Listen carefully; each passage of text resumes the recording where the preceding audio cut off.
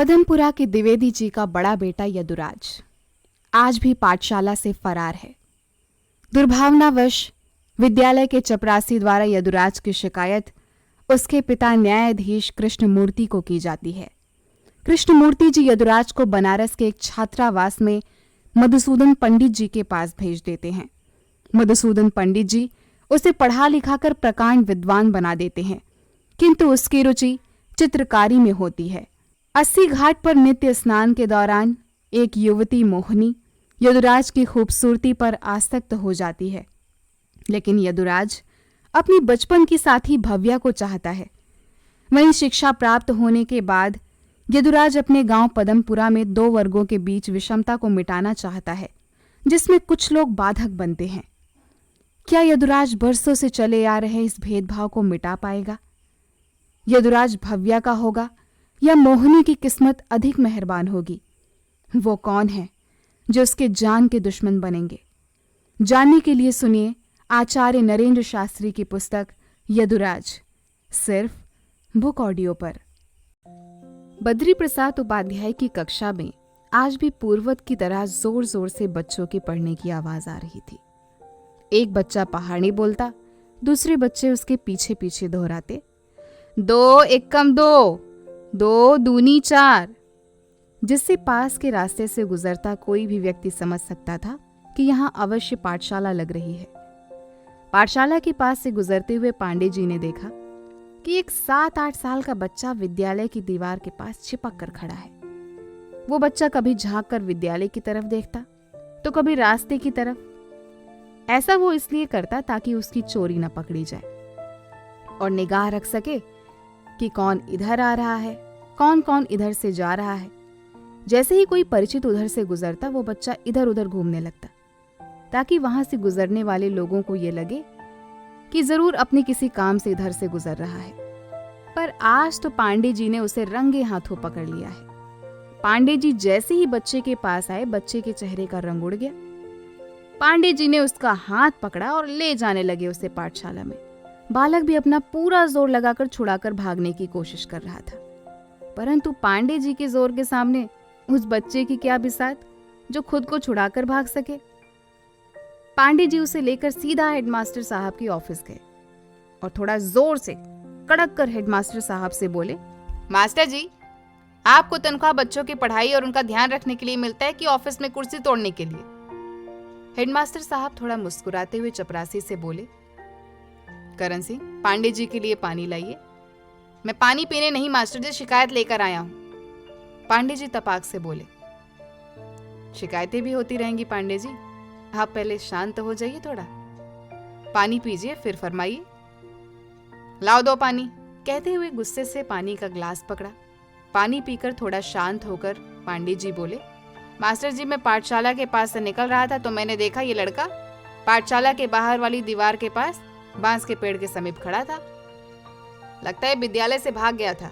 ये तो अच्छा हुआ कि शाला से गुजरते हुए मेरी इस पर निगाह पड़ गई और सीधे मैं आपको इसके पास लेकर आया। वैसे किसकी औलाद है ये जो पढ़ाई में कम और आवारागर्दी में ज्यादा ध्यान रखी है?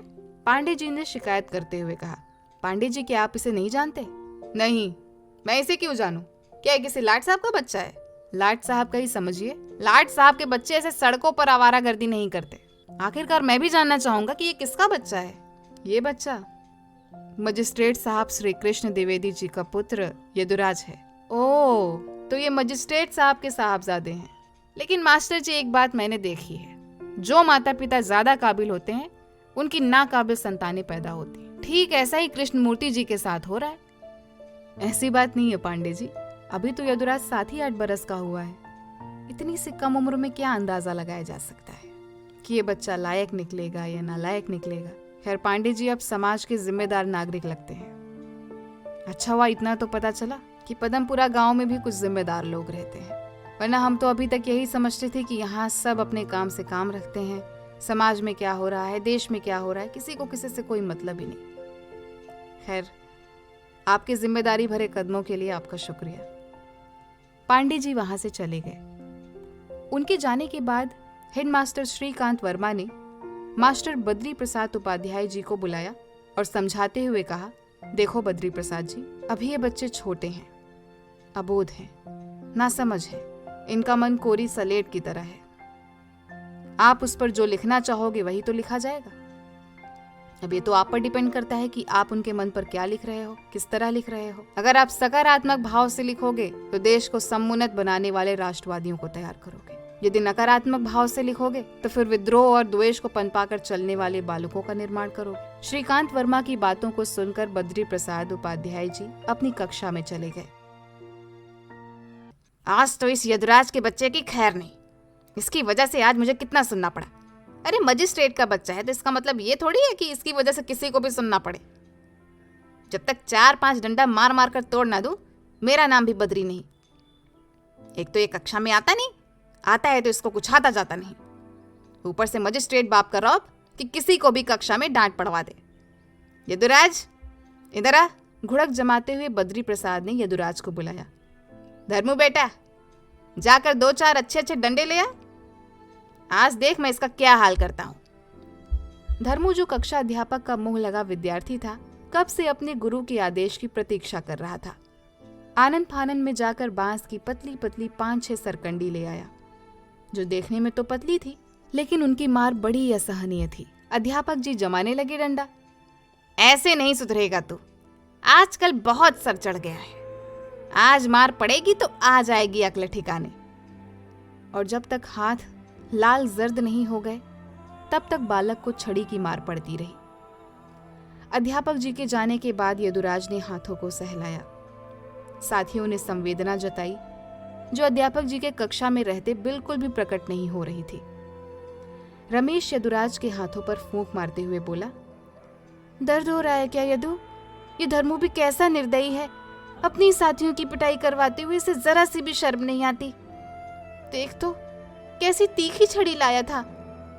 इसको तो कोई काम है ही नहीं, सारे दिन मास्टरों की जी हुजूरी करता रहता है और अपने संगियों को पिटवाता रहता है।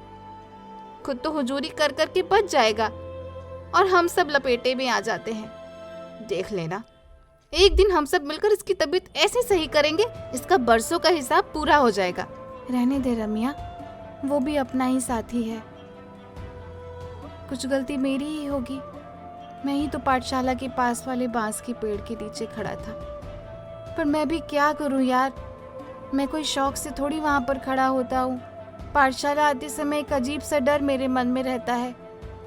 मुझे लगता है कि मैं यहाँ पर खुलकर सांस ही नहीं ले पा रहा हूँ। अब तू ही बता रम्या, मैं क्या करूँ? तू चिंता न कर दोस्त, सब अच्छा होगा। देखना, एक दिन तुम इस वातावरण में इतना घुल मिल जाओगे कि तुम्हें यहाँ से जाने का मन ही नहीं करेगा। ठीक है रमेश, अध्यापक जी ने जो आज मुझे डंडा मारा है, ये बात मेरे घर पर किसी को मत बताना, वरना मुझे और मार पड़ेगी। ठीक है भाई, मैं किसी को नहीं बता रहा। कुछ समय बाद छुट्टी होती है, सब अपने अपने घर चले जाते हैं। जैसे ही यदुराज घर के अंदर दाखिल होता है, पंडित कृष्णमूर्ति द्विवेदी जी अपने अतिथि कक्ष के सामने वाले बाग में आराम कुर्सी पर बैठकर शिगार का कश खींच रहे थे। नौकर बलिया पंखा झल रहा था।